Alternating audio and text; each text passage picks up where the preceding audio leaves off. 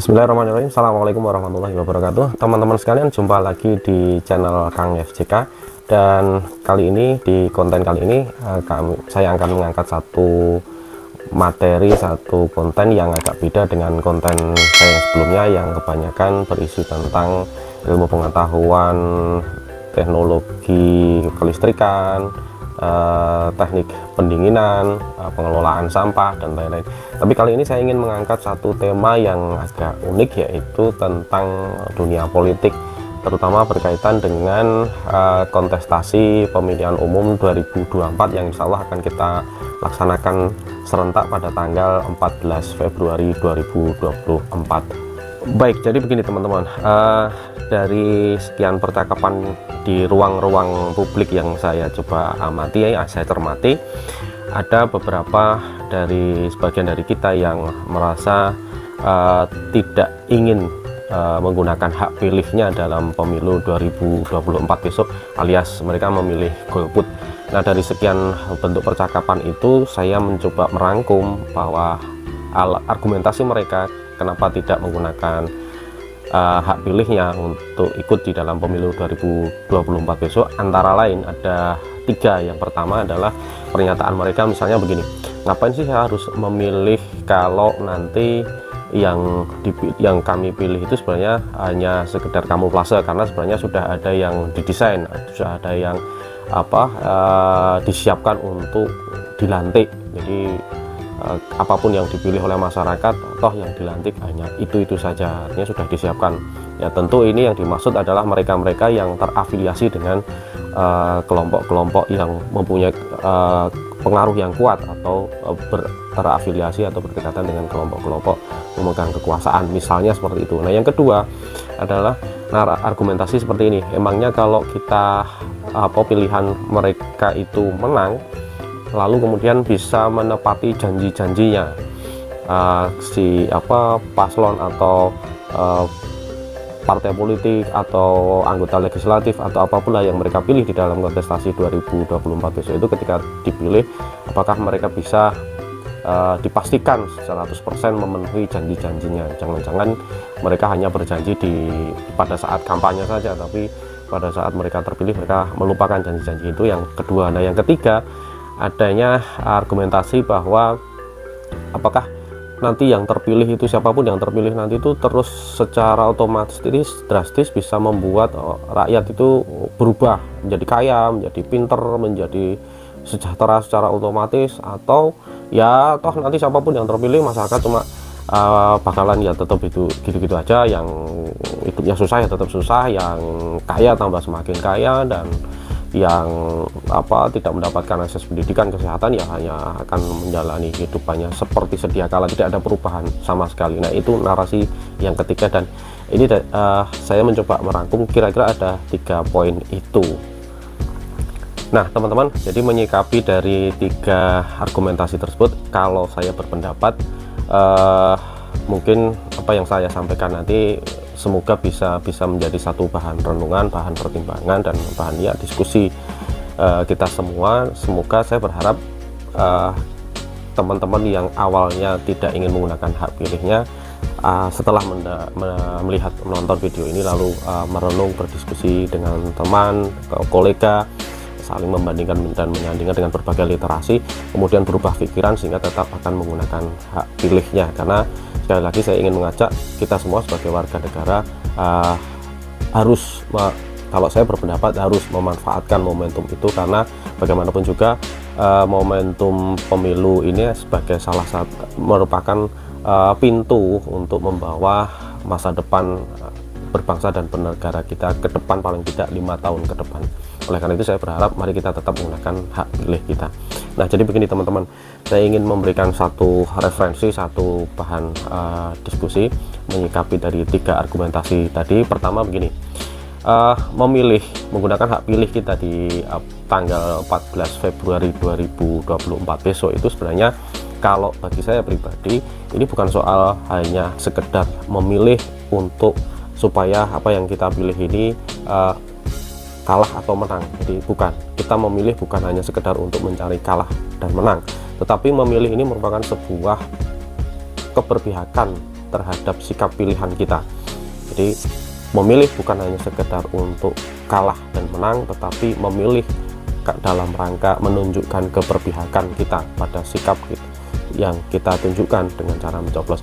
Nah tentu saya yakin dalam hal menunjukkan keberpihakan kita itu secara hati nurani pasti kita akan memilih mana pilihan yang paling benar sesuai dengan referensi yang masuk ke kita, apapun itu, siapapun, baik itu nanti pilihan presiden, pilihan legislatif, pilihan Dewan Perwakilan Daerah, siapapun yang akan kita pilih, calon-calon itu tentu kita mendasarkan pada pilihan yang kita anggap paling benar, sehingga ini menjadi penting. Jadi ini soal keberpihakan. Nah yang kedua adalah dalam rangka menentukan yang paling benar yang mana sih gitu, maka kita harus melakukan proyeksi atau melakukan analisis kira-kira siapa sih dari sekian kontestan ini yang paling baik atau paling mendekati kebenaran. Nah kalau saya berpendapat cara yang atau alat yang paling bisa untuk memproyeksi mereka ini apakah nanti akan atau mereka ini menjadi orang yang kita anggap paling benar atau bukan, ya mari kita lihat dari sisi rekam jejak, dari sisi hasil karya, dari sisi ide dan gagasan yang akan mereka bawa. Jadi pastennya adalah rekam jejaknya, karya-karya yang sudah mereka kerjakan, future tense-nya adalah berkaitan dengan ide dan gagasan yang akan mereka bawa. Ada juga yang berpendapat seperti ini, the best predictor of your future behavior is your past behavior.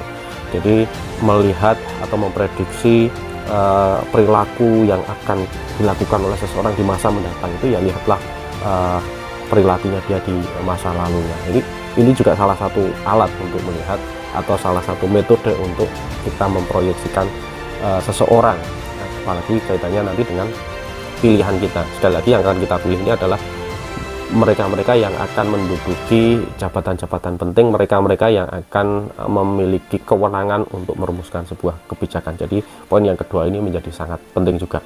Nah yang ketiga adalah kalau kita sudah melihat rekam jejaknya, kita sudah melihat, mendalami, mengeksplorasi ide dan gagasannya, mari kita bandingkan dan sandingkan dari sekian kontestan ini. Kan pemilu ini kan pesertanya tidak hanya satu tapi ada beberapa, maka kita bandingkan, kita sandingkan mana yang terbaik di antara mereka.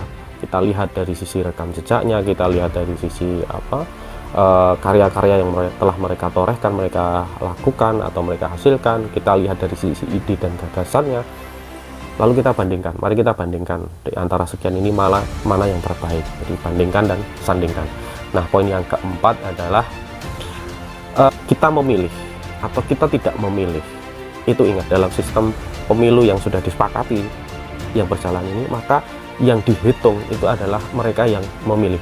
Jadi kalau Anda itu tidak memilih, seberapapun banyaknya Anda, itu suara Anda tidak akan dihitung, tidak akan berpengaruh. Tetapi kalau Anda memilih, maka itu yang dihitung, dan itu akan memberikan pengaruh bagaimana kira-kira masa depan bangsa kita seperti apa. Maka sekali lagi pilihlah, usahakan kita memilih mereka-mereka yang kita yakini berada di jalur kebenaran. Jadi Anda memilih itu akan dihitung, kalau Anda golput itu tidak akan dihitung, maka gunakan hak pilih itu. Nah yang kelima, setelah kita mulai dari meluruskan sikap kita bahwa ini tentang keberpihakan, bukan soal kalah dan menang. Yang kedua, kita melihat rekam jejak. Yang ketiga, kita membandingkan dan menyandingkan. Maka kita tunaikan kewajiban kita gunakan hak kita juga untuk melakukan pemilihan itu di tanggal 14 Februari 2024. Bagian dari ikhtiar kita untuk membantu, untuk terlibat secara langsung dalam menentukan masa depan bangsa ini. Sekaligus kita juga punya kewajiban juga, baik secara langsung yang terikat dalam satu mungkin ada yang menjadi saksi, relawan saksi atau masyarakat lainnya. Mari kita awasi bersama proses pemilu ini agar tetap berjalan secara jujur dan adil. Nah hasilnya seperti apa? Nah ini bagian puncaknya adalah kita bertawakal. Kita serahkan semuanya kepada Allah Subhanahu wa Ta'ala, Tuhan yang Maha Kuasa, yang nanti akan berkehendak Yang penting kita sudah berikhtiar, dan insya Allah saya meyakini kalau hasil itu tidak akan mengkhianati sebuah proses. Maka yang terpenting bagi kita, mari kita luruskan niat, sempurnakan ikhtiar, baru kemudian yang terakhir kita bertawakal. Nah, barangkali itu teman-teman yang ingin saya share, yang saya bagikan. Semoga apa yang saya sampaikan ini bisa menambah satu bahan literasi, satu insight yang lain, dan saya berharap kita semua berharap bisa menggunakan hak pilih kita secara maksimal, karena jangan sampai kesempatan itu disia-siakan dan yang memilih adalah mereka-mereka yang ya mohon maaf mungkin hanya sesuai dengan kepentingan mereka saja. Jika itu, terima kasih atas sudah melihat tayangan video ini. Mohon maaf apabila ada yang kurang pas, kurang berkenan. Sekali lagi, ini juga mungkin keterbatasan saya, keterbatasan wawasan saya. Semangat kita bangun Indonesia menjadi lebih baik. Assalamualaikum warahmatullahi wabarakatuh.